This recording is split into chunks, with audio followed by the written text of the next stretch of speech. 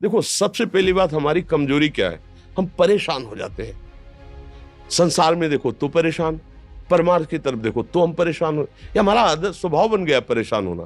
थोड़ा सा धैर्यवान बनो, गंभीर बनो। कोई इस भारी से भारी विपत्ति में परेशानी स्वीकार करके विपत्ति से थोड़ी निकला जाता। सुलझो, ठीक है, ये विपत्ति आई, समस्या आई, इसका समाधान होगा। ऐसा थोड़ी कि हमें नष्ट कर देगी। अगर अभी हमारी बड़ी हानि हो जाती है, हम कल इससे बड़ा लाभ प्राप्त कर सकते हैं। हमको एकदम बिल्कुल गंभीर रहना है, इतने कमजोर नहीं बन जाना। अब वो गए तो क्या होगा, अब वो वस्तु गई तो क्या, पद गया तो क्या होगा। प्रयास किया था, ये पद मिला था, इससे बड़ा पद प्राप्त करूंगा, मैं इससे बड़ा महान बनूंगा। ठीक है, एक बार गिर गया, गलती हो गई, दंड भोगूंगा, फिर इससे ज्यादा संयम में रहूंगा। बिल्कुल मतलब एकदम फ्रेश दिमाग रखना चाहिए। और अपने लोग क्या है, जरा सी बात में एकदम पछड़ा कर लेते हैं, एकदम कमजोर हो जाते हैं। ये बिल्कुल ठीक नहीं है। हम जीवन भर की यात्रा की बात कह रहे हैं, भारी से भारी कष्ट में भी मुस्कुराना, तो हमें बल मिला है, हमें भगवान की कृपा का दर्शन हुआ है, हमें उनका दुलार दिखाई दिया है। अगर ऐसे तो भाग जाते, फिर परमार्थ में थोड़ी चलना होता है।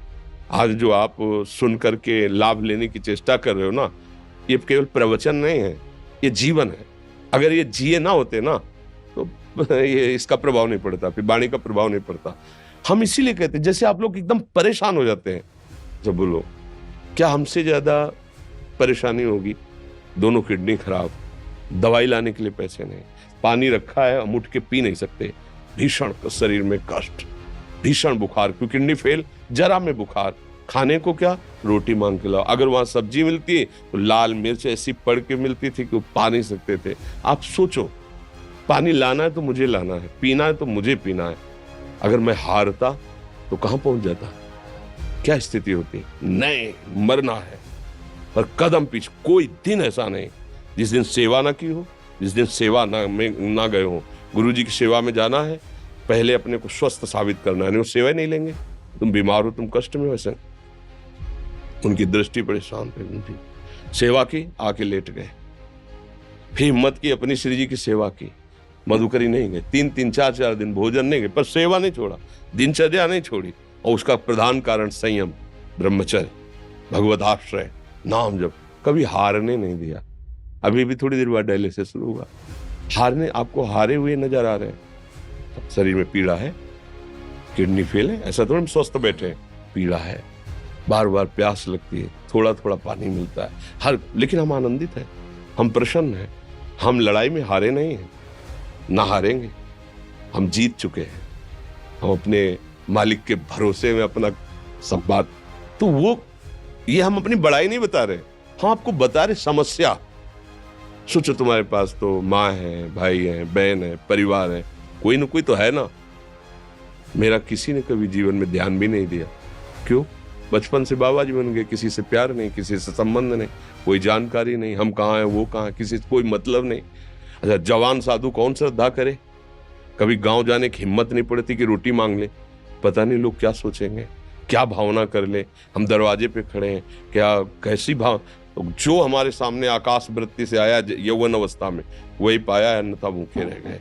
जब हम हर समय अपने को विवेक के द्वारा सावधान रखे, तो हम कभी निराश नहीं हुए, कभी उदास नहीं हुए, कभी ऐसा नहीं लगा कि यार हम दुखी, कभी नहीं लगा। उसी का फल है कि उस सुख का संकेत मिल गया जहां दुख की निशानी भी नहीं है। वही उसी के बच्चे हो, हम सब उसी धातु से बने हुए हैं। हम इतना क्यों परेशान हो जाते हैं? हम ये देखते हैं, अपने लोग थोड़ी बात बिगड़ गई परेशान, नहीं बिगड़ी तो बिगड़ जाने की संभावना में परेशान है। आज सुख है, लेकिन कल सुख छिन जाएगा, तो हम आज के सुख में सुखी ना होकर कल के दुख की आने की संभावना में हम भयभीत हो। मतलब क्या हमारी सोच रह गई? हमको इतना बलवान बनना है कि सुख और दुख दोनों हमको छू न सके। भारी से भारी सुख की व्यवस्था है तो अहंकार नहीं, हर्षित होकर किसी का अपमान न करे कि हम धनी, हम पदाधिकारी, अमुक। भारी से भारी दुख आया तो हमें किसी के सहयोग की जरूरत नहीं, हम फिर अपने कदम बढ़ाएंगे, हम फिर जुड़ी हुई अपनी भावनाओं को सजाएंगे। मस्त जीवन एकदम। तुम अविनाशी के बच्चे हो। शेर का बच्चा भेड़ों के बीच में फंसकर म्यों म्यों बोल रहा है, बस अगर दहाड़ना सीख जाए तो कोई भी उसे परास्त नहीं कर सकता। ऐसे भगवद अंश, तू प्रपंच में फंसकर अपने को इतना दीन क्यों देख रहा है? तू ऐसा है कि भगवान के दिव्यास्त्र में भी ताकत नहीं तेरे को मार सके। तू अविनाशी का अविनाशी बच्चा है। विनाशी भोगों को, विनाशी शरीर को मैं मान के इतना भयभीत, इतना दुख ठीक नहीं। ये सबके लिए, केवल एक के लिए नहीं। आप समझो, आप लोग सोचते हैं हम गृहस्थ होकर भला ऐसी स्थिति कैसे। जनक जी सुखदेव जी के गुरु हैं और राजा हैं, महल है, रानियां हैं, नौकर है, चाकर।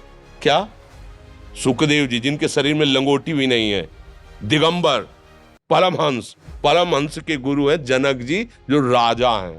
समझो, आप ऐसा ना सोचे कि हम नौकरी कर रहे हैं, हम संसार में, हम गृहस्थ हैं, हम आध्यात्मिक की ऊंचाई पर नहीं चढ़ सकते। नहीं, आप एक सरकारी नौकरी या आप किसानी या व्यापार करते हुए आप एक अध्यात्म की ऊंचाई में चढ़ सकते हैं। और अध्यात्म ही है जो तुम्हें इस माया के दुख सुख से ऊपर उठा सकता है। दूसरा, चाहे जितनी संपत्ति आ जाए, आप सुखी नहीं हो सकते। सब देख लो, आंख खोल के देख लो। अध्यात्म ही है जो तुम्हें हर कष्ट सहकर मुस्कुराकर जीने का रास्ता बता देगा कि आप आनंदित हो जाओगे। कुछ नहीं बिगड़ा। अध्यात्म है तो कुछ नहीं बिगड़ा, अध्यात्म नहीं है तो कुछ नहीं बना, कुछ हाथ नहीं लगने वाला।